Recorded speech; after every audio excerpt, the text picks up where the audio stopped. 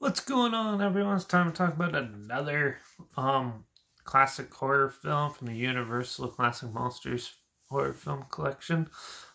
Today we're continuing on with the Invisible Man franchise, with the Invisible Man's Revenge. And yeah, is it as good as the original two? Is it as bad as the Invisible Woman and Invisible Agent? Let's see. Well, The Invisible Man's Revenge was released by Universal at some point. I think in like 1940 something. Yeah. And it was produced and directed by Ford Beebe, who also did Bomba, Flash Gordon's Trip to Mars, Flash Gordon's Flash Gordon Conquers the Universe, Planet Outlaws, Buck Rogers, and a couple others. And it had a box office earnings of about $766,000. So clearly, at this time when this film was released, the Invisible Man stuff was not doing too well in the box office department.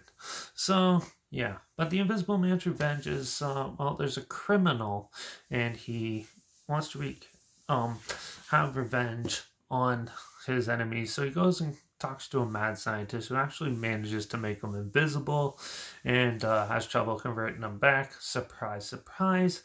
So he goes on a lunatic, wild, chaotic spree and causes a whole pile of havoc. Yeah, this one sort of rehashes stuff from the last few movies and has like an invisible dog scene, which is pretty actually amusing. Yeah, but for the most part, it's just an invisible guy running from people for the most part.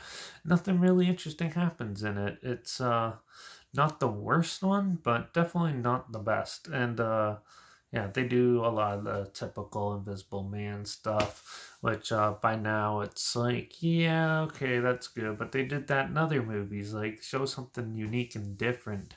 But no, this one just is your run-of-the-mill Invisible Man type of lunacy and crazy things. Actually, this one has more in common with if you ever watched I think it's called The Amazing Transparent Man. I reviewed it a long time ago, like a year or two ago.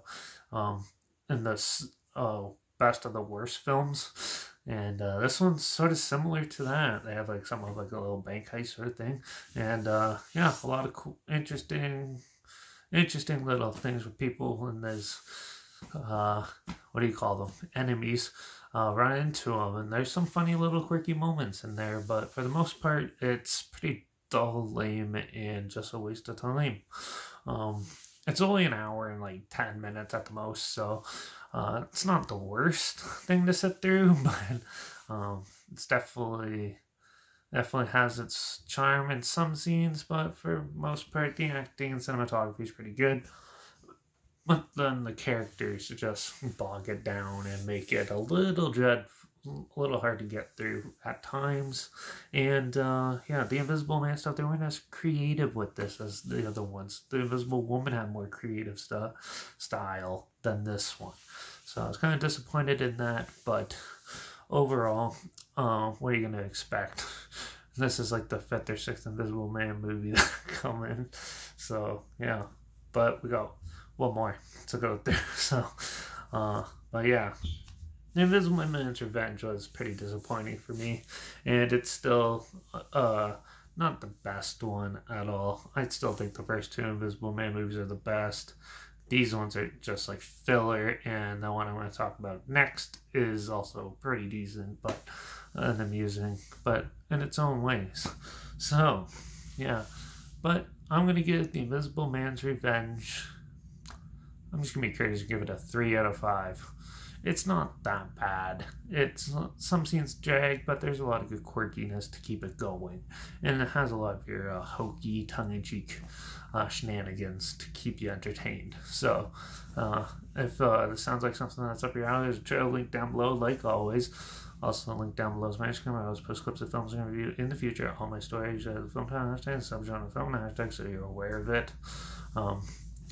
And my letterbox is also down below at Derek P Reviews. That's where I post my first star rating right after watching the films. like this video, share it with more people, wherever. Comment your opinions of the film down below if you have any.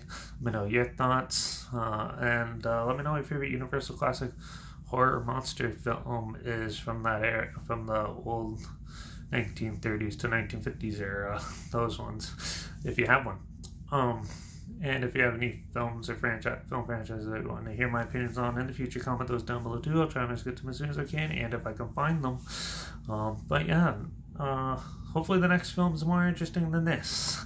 So yeah, but we've got one more Invisible Man film to go and ring that bells, because next film we'll be talking about is Abbott and Costello Meet the Invisible Man. We need some humor mixed in with this by now, don't we? So let's get to that, and make sure you subscribe, because hopefully we can find something weird, obscure, odd, and interesting together. And yeah, maybe so you could also hear my opinions on popular films and classic films like this one too. So make sure you subscribe and watch out for all those crazy invisible criminals causing mischief out there. And I guess I'll see you all in the next one, which should actually be pretty good. It's Abbott and Costello. What can go wrong? Who knows? So until the next one, cheers.